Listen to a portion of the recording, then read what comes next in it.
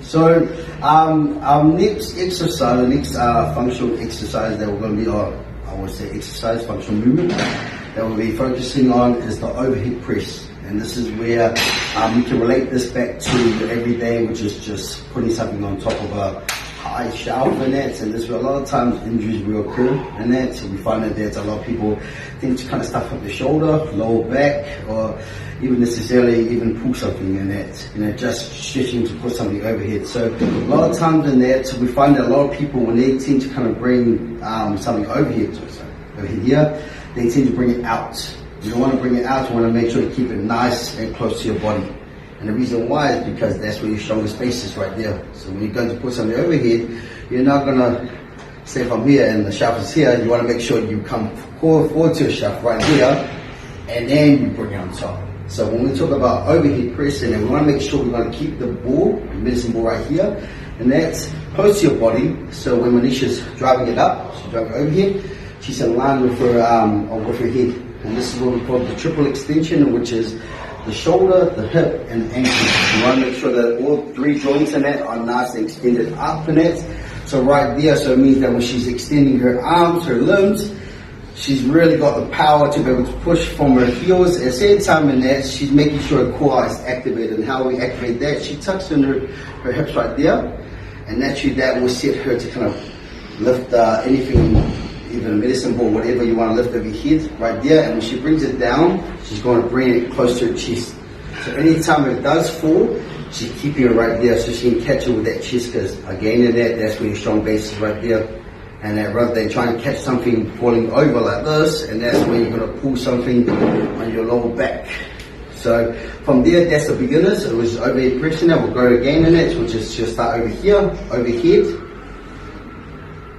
bring it down. We'll go for another one, overhead,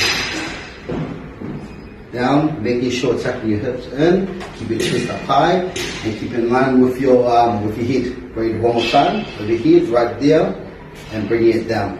So now we'll go to advanced version, which is we start to the ground. So we'll bring that down to the ground. Just drop it down to the ground. Drop it down to the ground right there. So when we talk about grabbing something from the ground, another great functional movements in there.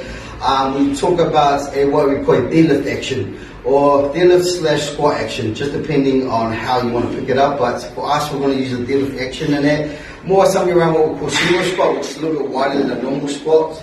And that, so what I'm going to do is I'm going to put this right in front of Manisha. And a lot of times when people come down to grab something, they tend to kind of just bend over.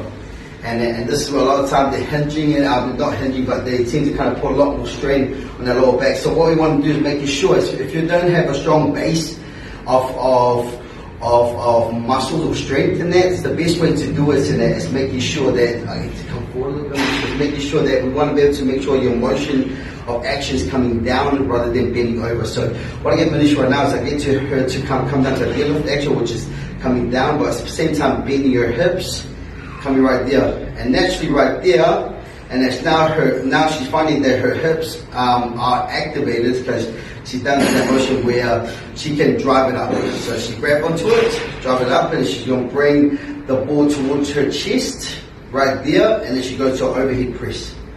So we call this ground to overhead. Okay, so bring it down and grab again, up, bring it up, overhead.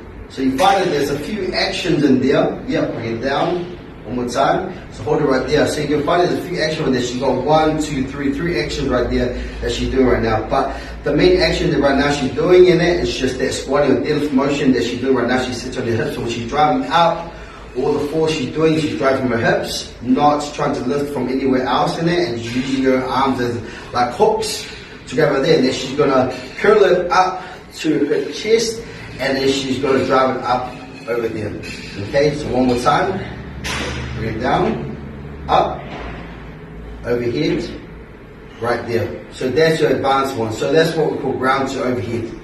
Okay, so that's advanced. So just go to the beginners one again. So just go to reviewing over our 2 functional movements, exercises or movement in general. Overhead press, that's our beginners one right there, making sure nice and line. Bring it down, up, down, And then she starts from the ground. This is our advanced version, which grounds her overhead, up, right there, overhead. You find that you're working multiple different type of muscles and joints all in one motion.